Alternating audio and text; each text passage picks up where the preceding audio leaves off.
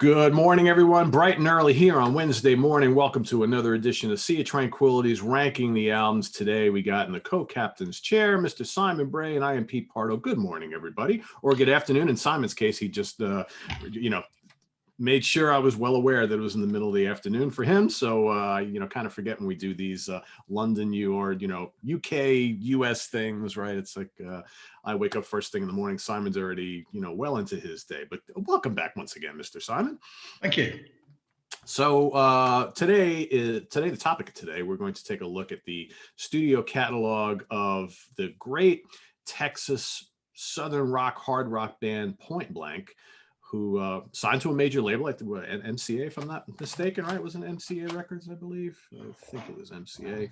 I might be wrong there, but I know they were on a major label for most of their career. I think it was MCA. Okay, cool. I remember that correctly then. And another one of these bands that... And Arista. Okay, there you go. Yeah. Released a handful of albums up until the mid 80s and then broke up for many, many years, and then got back together in the early 2000s under various configurations, actually released 2 studio albums. I guess they're studio albums, a live album in more recent years. Simon and I are not going to tackle those in our kind of review today. They're really hard to get. They're hard to track down. So if you didn't already have them when they first came out, kind of difficult to get them. So we're going to look at actually their first 6 studio albums. And the band to this day is still trying to carry on, but like Simon and I were talking just before we went on the air, I mean, the Southern rock community has just been decimated with, deaths over the years, and most of this entire original band is now gone. And, if it wasn't bad enough yesterday talking about, Edward Van Halen leaving us, which is a big of a shocker. I mean, it seems like every week we turn around and there's some notable musician from a notable Southern rock band who's left. I mean, you look at Point Blank and the Outlaws and Lynyrd Skynyrd and Molly Hatchet and Blackfoot. I mean, it's just the Marshall Tucker band, Charlie Daniels band. I mean, how many of these guys are left? Not many. Very few. You wouldn't want to be Gary Rossington, would you? No. And he has survived in recent years because he has not been healthy either. So yes, and Point Blank, no different. So I will say, if you're watching this show and you've never listened to Point Blank, before you go, I've never heard of this band, you should hear this band. I don't know. I'm going to go on record saying their music reminds me of a mix between early ZZ Top. They are from Texas as well. Mountain, some of the harder edge Skynyrd, and some and their heavy stuff sounds very much like Blackfoot, although they predated Blackfoot. But then they got a little more commercial and they had that kind of 38 special kind of 80s sound, but we'll get to that as we go through these albums. So I'm going to have Simon kick us off with his number 6. I think you said while we were talking off air that you think 4 of them are pretty good. I would kind of go with that. But I might be a different 4th. At number 6, I'm going to go for American Excess from 1981, where there was a new singer, brilliantly named Bubba Keith. What a great name, Bubba. Oh, there we go. Yes, indeed. I think towards the end, I think they saw which way the runes were going, and as you said, it became much more commercial. I think this one's veering more towards your Midwestern heartland Oriole Speedwagon kind of territory. And I think clearly what had happened is, I think the Suits were saying, I think we need a hit. And we've discussed that before with Outlaws as well, haven't we? Yeah. And clearly it didn't happen for them because this was their last album for 26 years. It's all right, but it's not. It kind of lost what they were initially, that kind of bluesy kind of rock. Although the way you broke my heart is quite foreignish and kind of Pompey in a Styx kind of way. It's not one that I've ever really gone back to, even though it's upstairs. So it's not one that you ever think, got to pull that out because it's great. Because it's no, it's not. Yeah. We'll get to that one in a minute. I'm going to go with my number 6 from 1982. I'm going to go with On a Roll. I've got them both on a 2-on-1 CD here. So interestingly enough, they put both of these on one collection, right? Because they're very similar. Yeah, I mean, really lightweight. Lots of keyboards and synths. I mean, obviously it's 82, so I get that. You're absolutely right. I think the label was like, hey guys, got to crank out some radio friendly fare. Honestly, this hardly sounds like the same band from the first couple albums. But in saying that, there are a couple decent tracks on here. I Just Want to Know. It's got some great hooks. Again, if you like kind of 38 Special from around the same period, less guitar heavy. Don't Look Down. Could be like a Huey Lewis in the News song. I mean, crazy enough, I listened to that. I'm like, see, that doesn't sound Southern rockish at all, but could have come off a Huey Lewis album. Great White Line is probably the hardest rocking tune on this one, and that's actually a really good one. It almost reminds me of like Billy Squier from like around the same period. Really good chorus on that. Take Me Up has a kind of like a Journey feel to it, like got this big anthemic chorus, and it rocks pretty hard. Other than those songs, though, I find the rest of this album just lacking guitars, too many keyboards, just really kind of limp and forgettable. But those songs are very, very good. Are they Southern rock? Are they classic Point Blank? I don't think so, but not bad per se. But, obviously you had an issue here, like we just mentioned, of a band wanting to be bigger. The record label obviously wanted them to be bigger, and kind of they're just moving away from their roots quite a bit. Because I think if you listen to On a Roll and American Excess and you listen to their first 4 albums, it's like, is that the same band, right? But I mean, this is a tale we told a million times, right? I mean, this is not uncommon in the history of rock and roll. I mean, that's what happens when you get signed to a major label. You got to do things like this. So that's my number 6. Back to you for number 5. 5, Hardway from 1980. Have you got the album there? I do. I loathe the cover. I loathe it. Really? That should be an Anvil cover. Yeah, I mean, it's like you got the round screw and a square nut, right? It's like, yeah, I get it. It's terrible though. It's terrible though. And quite frankly, if you look at it, it's kind of phallic in a way. Oh, yeah. But it just looks really cheesy. It's like, yeah, that's the best they could do. And considering you're on a major label, that's the best you can do. Yeah, and do you know what? When you get inside, it's not that great compared to some of the other stuff either. Because I am going to go on and say that there's some really top class albums from this band, but this one isn't one either. I mean, even back in 1980, did the world need another cover of Highway Star? Yeah, that's debatable. Yeah. I feel like it didn't. Yeah. Really don't. I like Turning Black. That's quite funky. Turning Back, even not Turning Black. Turning Back, that's quite funky. Actually, it's quite a heavy. A reference to Anvil. It's not that heavy, but it is quite a pounding kind of heavy album.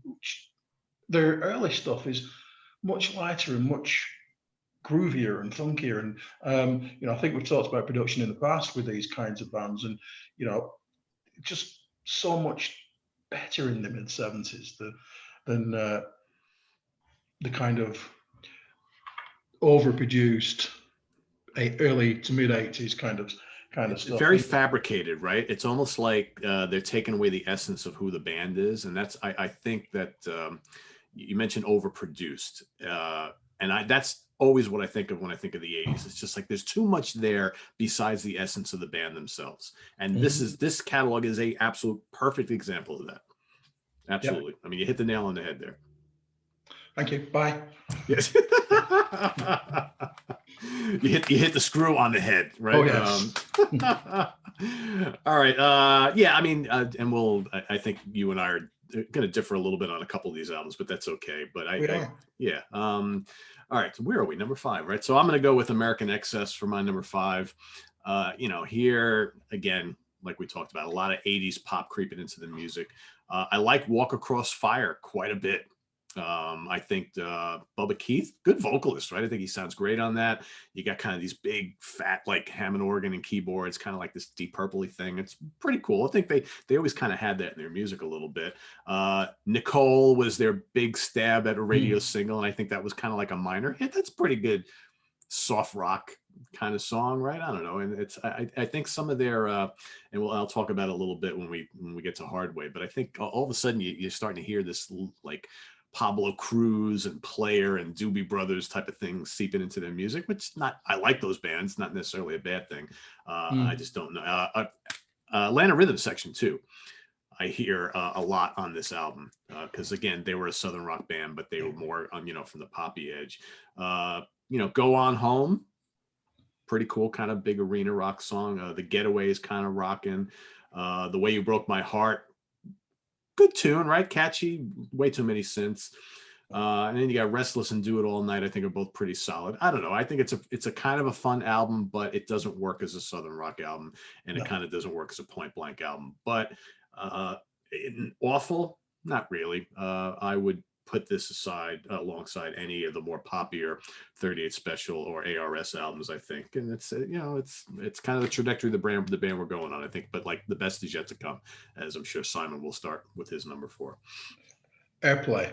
Yeah. 1970. I think another thing you've got to remember with it,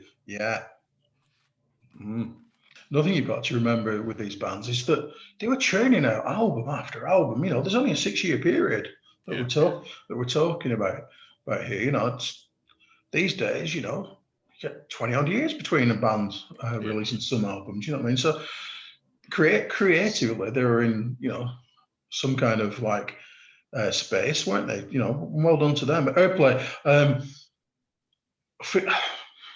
I like Airplay. It's number 4. It's obviously a good one.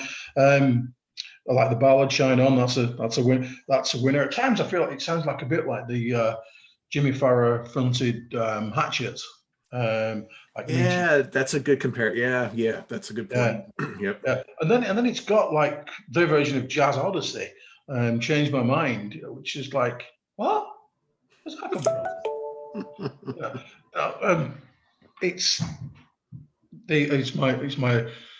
Obviously it's my 4th one. I like it. It's got lots of good things going for it. It's just not as.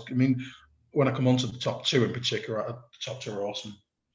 Really, really great. Yeah, it's also my number 4, so I'll just kind of get into it here. I think this is where you're starting to see the little commercial bits starting to come into their music. I think it works much better on this album, however, because we still have the essence of Point Blank here. It's like traditional Southern rock, but the more radio-friendly Southern rock, I think, on here, which is what we would start to see as the 80s kind of started there. Mean to Your Queenie, pretty catchy song. I like that a lot. Two-Time Loser sounds to me like 38 Special from the same period. You got Shine On, which is, a lot of keyboards. Penthouse Pauper is pretty damn heavy. And again, I like your comparison to, Jimmy Farrar, Molly Hatchet there. Danger Zone, kind of funky, right? Sounds kind of like Skynyrd from late 70s. Louisiana Legs got some cool Hammond organ and lots of guitar solos. I kind of like that. And then you got like Taking It Easy, which is, and not to be confused with the Eagles song of similar name, kind of bluesy, kind of poppy. Again, I'm reminded of like Pablo Cruz, like that kind of late 70s, early 80s soft rock. Then you got, Thunder and Lightning, which is raunchy, like stuff from their first 2 albums, which I did quite a bit. And then, here, and a lot of bands were doing this, obviously, Southern bands were doing this at the time. You got Change My Mind, which has got that big kind of epic atmospheric Southern rock anthem with all the guitar solos at the end, right? Kind of like their answer to Freebird or Greengrass and High Tide. So with some really good guitar solo, because man, in fact, we haven't mentioned them yet, but what are their names? So Rusty Burns and Kim Davis was the guitar tandem during most of the career of this band. Really good. I mean, these guys could flat out play. And then, we mentioned John O'Daniel on vocals, as well as the other singer who is, what was his name again? Bubba Keith. 2 really good singers here. So, So I like this album. I like Airplay. I think it's a good, got to see him in the, in the outfits on the front and everything like that. And you got the balloon in the background. I don't know, kind of a cheesy cover, but whatever. None of these covers are very good, to be honest with you. as we'll continue to show more. So back to you for where we at number 3. Okay, so purely for nostalgic reasons, I've got On a Roll at number 3 because I remember buying it. And you've just mentioned Tim Davis and Rusty Burns. What I actually wrote down was pop metal to the max because that's what it is. It's not really a southern rock album. It's certainly not. You wouldn't think, my word, these chaps are steeped in the Texas blues like ZZ Top when you listen to this album. But I tell you what, as you said, they can absolutely play. And one thing I would also note that is particularly apt today is clearly between 76 and 82 when this came out, they'd heard Eddie Van Halen, because there's some absolute searing fretwork on towards the end of some of the songs that is completely different from the way that they played on their other albums. And again, you could say that's chasing trends as well. I think very much in policies. I think, oh, that's Foreigner. And 38 Special. And Gone Hollywood opens to me like could have come off Vital Signs by Survivor. It's very, very different to their other stuff. And as I love Survivor, thumbs up from me. There you go. You make a good point there. It's like, I think this album does have some great guitar solos. And I think that there's less riffs on this album compared to the early stuff, more synths that are taking up, the verses and the choruses, but then they throw in these like wild guitar solos and say, hey, we've learned how to do the shreddy stuff, just like, Shreddy Eddie, right? So yeah, and that's, but very typical. You mentioned Survivor, you mentioned Foreigner, very typical of a lot of kind of mainstream rock stuff, and especially, a lot of the US stuff, right? Where you have all these keyboard dominated kind of pop songs, and then they throw in these kind of like 80s, kind of almost like heavy metal guitar solos. And that's all you would hear the guitars in these songs. They would come in for 30 seconds, give you this kind of, crazy thing, and then goodbye, that's it. So yeah, I mean, that's a really good point. And that's very indicative of that album. Big time. Yeah. And that's what I really miss, those like big, huge riffs from the first couple of albums. And interestingly enough, our number threes are both like flip-flop with each other. So my number 6 is your number 3, and your number 6 is my number 3. So I'm going to go with the one with the terrible album cover, The Hard Way. Again, it's pretty accessible, but I like that they're really memorable. I love On the Run. That's, again, I hate to bring it up again, but I get this kind of like West Coast kind of player, Pablo Cruz, Doobie Brothers with a little bit of Atlanta rhythm section. A lot of guitar solos. The Hard Way is big bluesy rock. You got Highway Star, so a Southern rock take on Highway Star. Is it fun? Yeah. Did we need to hear it? No. And then of course Metal Church would go do it like a year or two later. So it's, whatever. Rock and Roll Soldier, I think, is a really good tune. So it's good kind of Southern boogie, I guess. Guessing the Game is pretty rocking. And I also like The Hard Way, the title track, quite a bit. So I think this kind of like does a little bit of both. Like they have a couple of the kind of the transition albums like this and Airplay. I think they give you a little bit of the Southern rock, a little bit of the boogie, and a bit of the pop. But yeah, take off a point or two from that just god awful cover. I mean, all these covers are actually pretty bad, every single one of them. We got 2 more to show you, so I'll let you go with your number 2.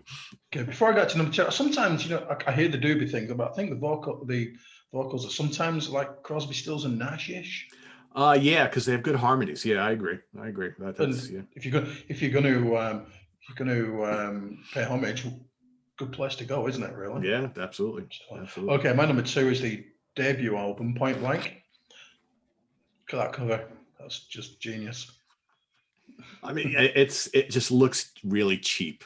Yeah. I mean, I get, staring at the barrel of the gun, point blank range. I get it, but you couldn't come up with a better logo, and just I don't know. It just looks cheap. It looks cheap. Yeah. But let me tell you something. Good album. Some great music in there, and the risk of sounding like an Amazon email, if you like Grand Funk, if you like ZZ Top, then you're gonna love this one. That's where I'm coming from. Like key song for me is Free Man. What a tune! It's so bluesy, so so cool. Twin leads on That's the Law. It's got a kind of I want to say Wishbone Ash, kind of, but that's where you always go with twin. Absolutely, say it, because I have it written in my notes. Absolutely, okay, absolutely. Got that Wishbone Ash kind of twin lead thing going on there, and that is always a good thing. I totally agree with you. And Bad Bees. You can't forget the role that Bill Ham played with this band as well as producing. I think when it got, not with this album, as they got along in their career, I think you can see where he's going with, because he ultimately produced like the big hits, well, ZZ Top to me, where they came away from that kind of Texan kind of feel. But on this one, they're just full on. It's a great album. It is a great debut, and I do want to mention this is 1976 we're talking about. So from this debut to so we're talking 6 years and that's it. That was the bubble that these guys kind of were under. And Simon mentioned a couple things here that I echo absolutely. So early ZZ Top. Definitely some Wishbone Ash. I mean, that song Distance is kind of moody with like the acoustic and electric swirling guitars. It just totally sounds like Wishbone Ash from their first couple of albums. In This World has, and this is my number 2, by the way. I'm going on and on. In This World almost sounds kind of like early Trapeze. I even get a little Glenn Hughes on the vocals there. I hear some obviously the first couple of ZZ Top albums, a little bit of BTO, a little bit of the heavier Skinner. You mentioned Free Man, what a great song. Movin' is another great song, cranking guitars. You got Wandering, another great song, lots of great solos, twin solos. The vocals are just big and gutsy and emotional. Bad Bees, Big Southern Boogie.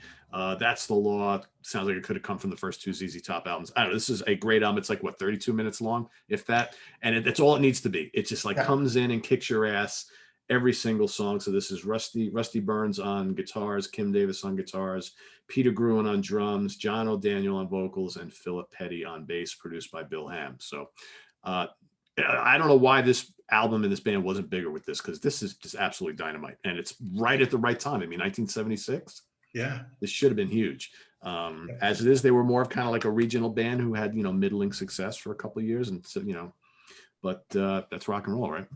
Absolutely. But I think we know what our number 1 is. It's the same for both of us. It's second season, isn't it? Second season. Yeah, there you got the guys hanging out, chilling in their yard on the front. Another bad album cover. I kind of don't mind the logo, but they would never use that again. But let me tell you, don't judge a book by its cover, right? No, what a phenomenally heavy record this is in place, particularly Uncle Ned, or a tattooed woman. Whoa, yeah, wouldn't want to meet her in a dark room, would you? No, absolutely not. I've been listening to this a lot. In fact, I've barely been able to stop listening to it, to be brutally honest. It's been a while since I pulled it out, but whoa, absolutely. Yeah. A Rock and Roll Hideaway, got that kind of Stonesy kind of groove to it, which I really like, given that I don't actually like the Rolling Stones. Shock horror. No. Yeah. I really like the cover of Beautiful Loser as well. Very different. Yeah. Yeah. Interesting to hear a Bob Seger song, not with a really gruff kind of voice. Quite, yeah. Really good. But Skies and Stars, I love that song. I love it. Really love it. And when we were talking about the Outlaws before, and I said I'm the one person in the world who doesn't like their version of Ghost Rider because it finishes too soon. They really let Skies and Stars grow and evolve for what seems like much longer than it actually is, and love it. Absolutely love it. What a great record. I'm going classic. Yeah, I agree with you. And it's funny when Simon and I were talking about putting this list together, in my head, before I actually started sitting down and pouring through these albums again, in my head I was like, well, I'm pretty sure I'm going to put the debut at number 1. And then I started re-listening to this again, and then like you, I hadn't heard it in a while, and I'm like, no effing way, man. This is like such a classic album, and it's heavy. And I like, you mentioned Beautiful Loser, which they give it like kind of country rock flavor to it, which I think is really refreshing. It breaks up the album a little bit, because normally I'd be like, do you really need to put a cover song on such a strong album of original material? But they do it in a way where they make it their own, which I kind of dig. Back in the Alley, Part-Time Lover, Rock and Roll Hideaway, like you mentioned, great, you know, and they never used a harmonica a lot, but they would throw it in every now and then. And I'm not a big harmonica guy, but it really works in that song. Stars and Scars, yeah, like absolutely big and epic, and you know, Skinner, Marshall Tucker band influences all over the place there. Uncle Ned is heavy, and I get like a little funk going on in Uncle Ned, kind of like James Gang a little bit, right? I love it. Tattooed Lady, Nasty Notions. It's got big fat riffing. Yeah. Waiting for a Change. Just it's great. The vocals are great. The guitars are just absolutely amazing. The production is fantastic. But again, that awful album cover. Probably people saw this in the LP racks back in 1977. And we're probably like, yeah. What is that, like the new Johnny Cash record or the new Willie Nelson record? Now I'll skip on that. And you know what? They missed out, because big, like ZZ Top, Leslie West style riffing going on here. And it's a huge sounding album. And yeah, absolutely.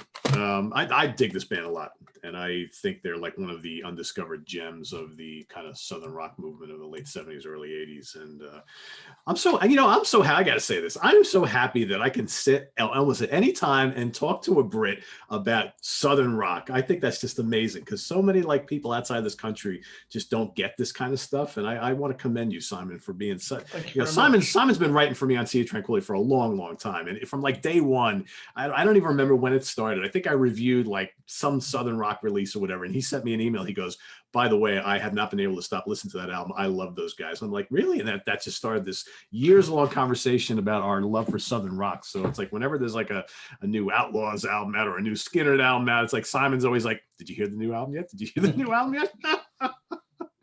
So that's very cool. I don't know. Are there any other bands? Do you like Atlanta Rhythm Section? Yes. You want to do an Atlanta Rhythm Section show? Let's. Okay, there you go.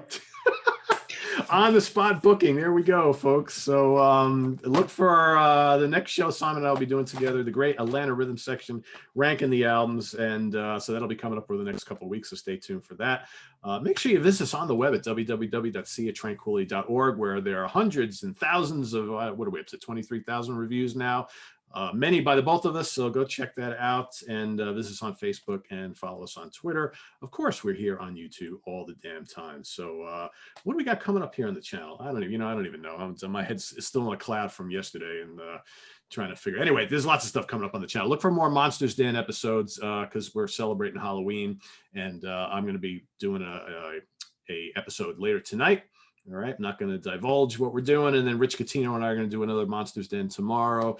We've got Martin Popoff and Chris Allo coming on the show tomorrow for another rant. We've got the Hudson Valley Squares on Monday. We've got hopefully an interview with Walter Trout later this weekend, if that's still happening, or it might be next week. We'll see. All sorts of stuff happening here, so you don't want to miss any of it.